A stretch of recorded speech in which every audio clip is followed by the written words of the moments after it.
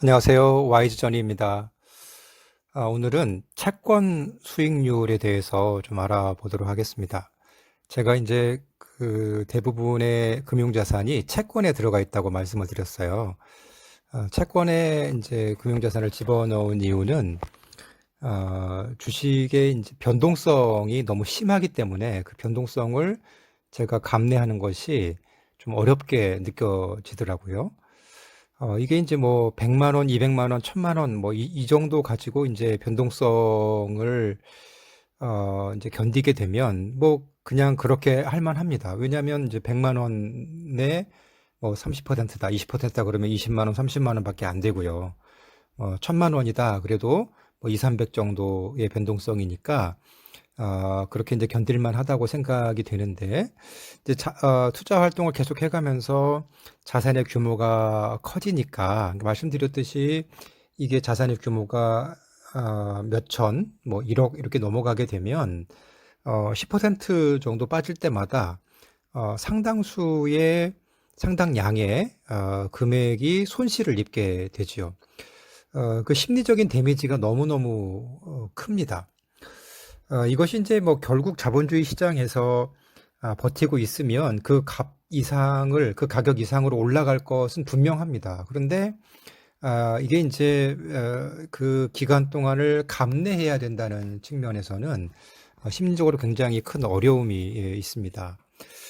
그래서 그 이제 그 아무래도 제 성향이 좀 확정적인 것을 좋아하는 성향이 있는가 봅니다. 그리고 또 이제 노후를 향해서 막 달려가고 있다 보니까 이게 좀 시간이 이렇게 많지 않다고 생각이 들더라고요. 뭐 한 40년, 50년 이렇게 남았다고 한다면 그 변동성을 좀 감내할 수 있겠지만, 이게 이제 은퇴를 염두에 둔 입장에서 변동성이 너무 심해지면 전체 자산이 그런 변동성의 파도 가운데 있다 그런다면 잠을 잘 수 없는 굉장히 불안한 상황 가운데에 머물게 될 겁니다. 그래서 그런 그 변동성을 좀 감내하기가 싫고 좀 확정적인 수익을 얻는 것이 좋고, 잠도 잘 자고 또 마음도 편하고, 주식창 이런 거를 이제 자주 들여다보지 않아도 되는 그런 이점이 있기 때문에 채권을 선호하는데요.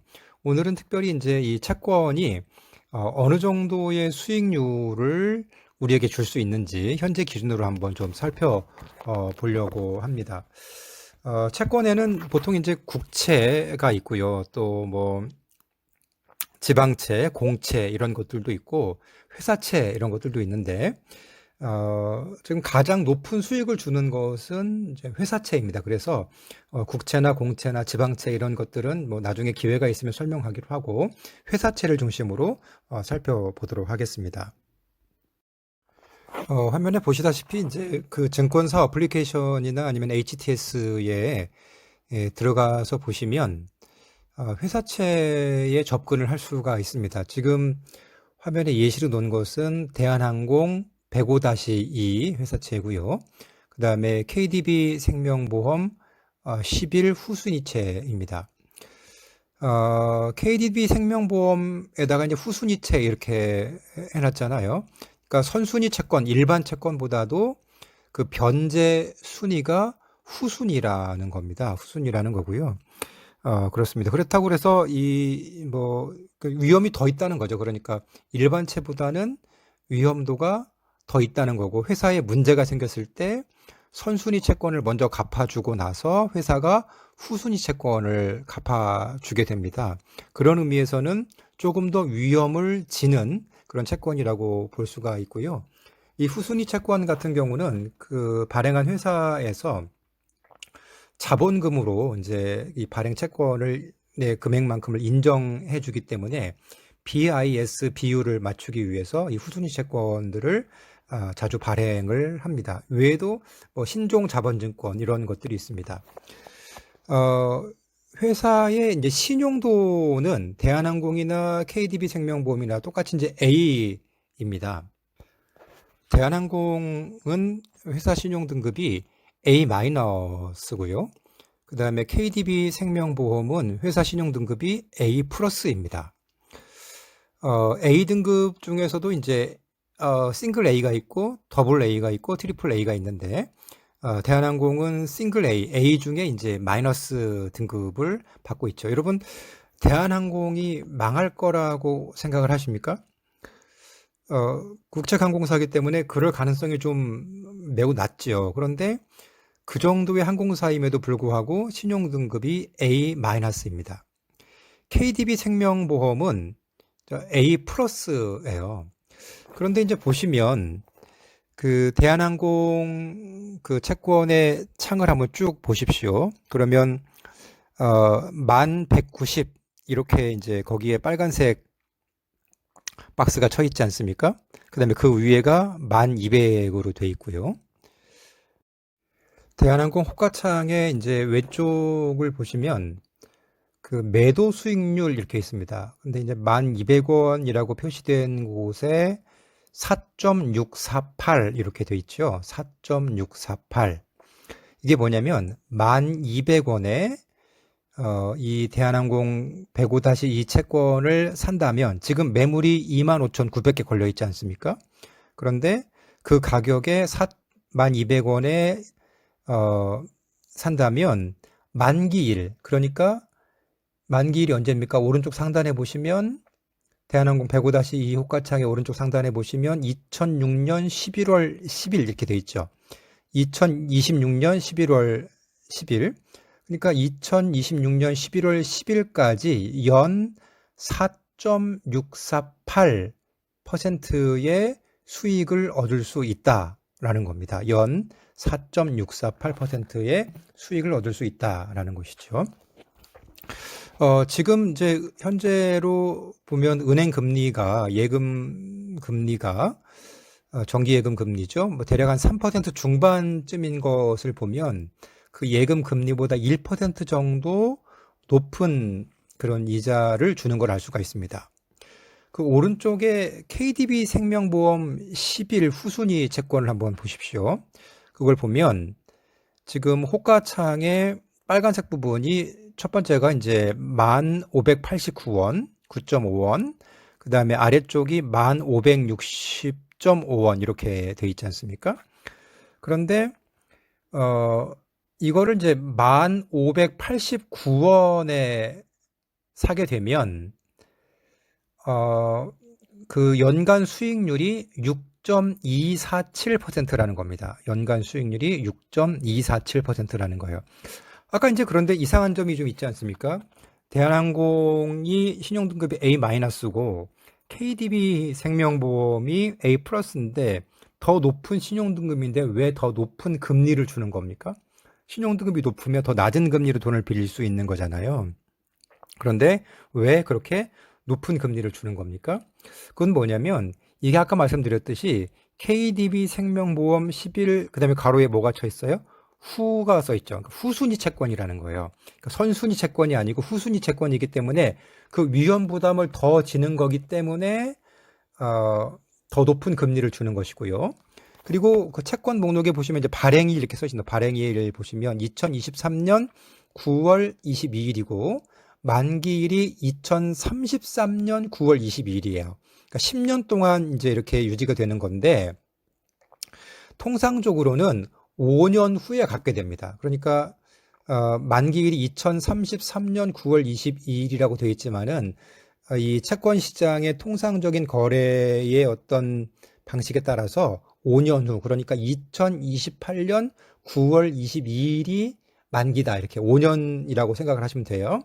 그러니까 지금 만기가 또 이 대한항공보다 2년이 길죠.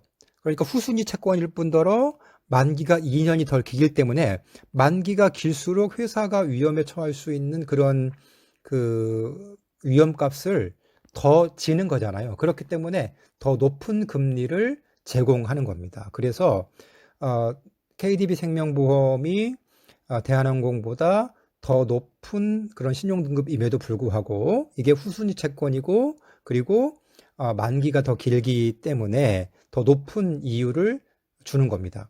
지금 은행금리가 한 3% 중반 정도 되는데 1,589원에 사면 얼마의 수익을 만기까지 얻는 거예요?